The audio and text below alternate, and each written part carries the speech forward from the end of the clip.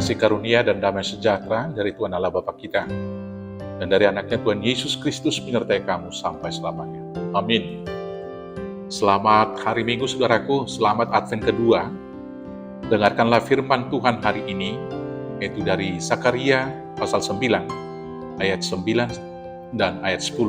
Demikian firman Tuhan. Bersorak-soraklah dengan nyaring, hai putri Sion. Bersorak-sorailah, hai putri Yerusalem.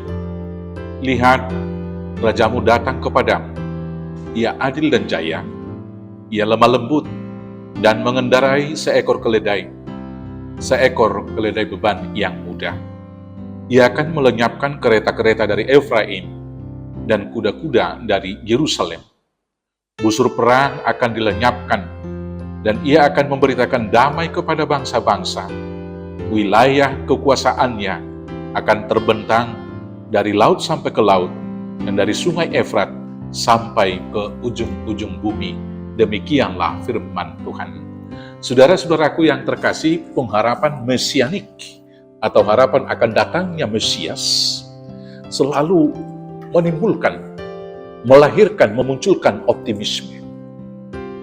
Hal ini tentunya adalah seperti air di tengah-tengah gurun, di tengah banyak persoalan kehidupan, di tengah penindasan, di tengah ketidakadilan, di tengah-tengah kemiskinan, di tengah berbagai-bagai penderitaan yang mungkin membuat orang-orang Israel waktu itu ada yang jatuh kepada keputusasaan. Tetapi pengharapan akan datangnya Mesias itu yang akan mengubah situasi yang buruk itu menjadi situasi yang baik, mendatangkan optimisme. Saudara-saudaraku, kenapa? Karena kedatangan daripada Mesias di sini dikatakan akan menegakkan keadilan kembali, di mana Allah yang berkuasa dan umat semuanya akan bersatu, berdamai sejahtera di dalam otoritas dan kekuasaan Allah. Dan Allah yang datang itu bukanlah pemerintah dengan tangan besi, tetapi dia datang dengan kelemah lembutan. Dan di sanalah kemudian sukacita itu dapat digenapi ketika pemerintah yang datang itu, Mesias yang diurapi itu, datang dengan cinta kasih dan pengampunan. Saudara-saudaraku yang terkasih, pengharapan mesianis dalam Advent kedua ini sangat relevan dengan situasi zaman yang kita hadapi sekarang. Di tengah-tengah peperangan yang belum selesai-selesainya antara Ukraina dan juga Rusia. Peperangan yang semakin menghebat antara Israel dengan Palestina, secara khusus kaum Hamas di sana. Dan berbagai-bagai penderitaan. Seperti yang terjadi di Bakara, saudara-saudara, di mana ada lahar dingin yang membawa batu-batu yang besar menutup satu kampung di sana. Belum lagi kesusahan-kesusahan yang akan kita hadapi karena krisis-krisis global dan lain sebagainya. Saudaraku yang terkasih, pengharapan akan datangnya yaitu Mesias, Raja yang adil itu menjadi sukacita bagi kita. Nah, sementara berharap Mesias itu datang, maka kita sebagai umat percaya, umat yang mengikuti Kristus Yesus harus pertama sekali mengusahakan perdamaian itu. Karena Tuhan telah memperdamaikan dirinya dengan kita, maka setiap orang yang telah diperdamaikan dengan Tuhan harus berangkat dan dimampukan berdamai dengan diri sendiri. Bahwa kita ini sudah diselesaikan, diampuni dosa kita, dan kita adalah ciptaan yang baru. Setelah berdamai dengan diri sendiri, kita harus dimampukan berdamai dengan orang lain. Berdamai dengan orang lain harus meniru Tuhan, yaitu merendahkan diri.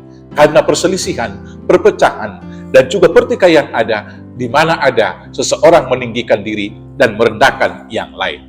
Tetapi bila mana ada seorang merendahkan dirinya dan meninggikan yang lain, dan lebih daripada itu memuliakan Tuhan, di sana akan ada damai sejahtera. Supaya perdamaian itu betul-betul kokoh di antara kita, ialah hanya satu penguasa yang kita sembah, yaitu hanya Tuhan satu-satunya, dan kita tunduk di bawah aturan dan perintah yang diberikannya. Yang kemudian, Raja yang adil itu dia peduli terhadap sesama. Saudara-saudaraku yang terkasih, dalam momentum yaitu Advent yang kita rayakan selama 4 minggu berturut-turut, kita diingatkan kembali akan sensitivitas kita terhadap penderitaan saudara-saudara kita yang lain, supaya kita peduli dan ambil bagian dalam penderitaan mereka. Yang kemudian, kelemah lembutan. Di tengah-tengah dunia yang sekarang ini begitu gampang marah, gampang tersinggung, yang gampang juga menyulut peperangan dan perpecahan, maka kita sudah menerima kelemah lembutan pengampunan dari Tuhan. Mari kita lemah lembut terhadap sesama, dan tentunya senantiasa berlaku adil. Berlaku adil dengan cara apa? Apapun yang kita inginkan diperbuat orang, mari kita perbuat yang demikian.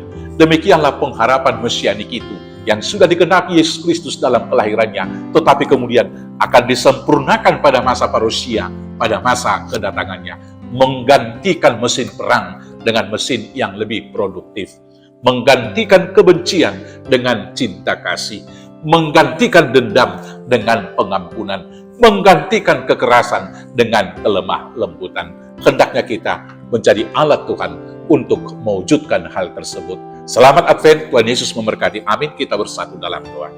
Terima kasih Bapa yang baik. Biarlah kami menanti Kristus kedua kali, dan sembari menanti-nantinya, kami boleh Tuhan pakai menjadi alat untuk mendatangkan kedamaian dan tetap lemah lembut untuk menolong sesama dalam cinta kasih dan kelembutan, dan melakukan keadilan yang dari Tuhan. Hanya dengan kekuatan Yesus Kristus, Juru Selamat kami yang hidup. Amin. Selamat Advent, Tuhan Yesus memberkati. Horas, horas, horas.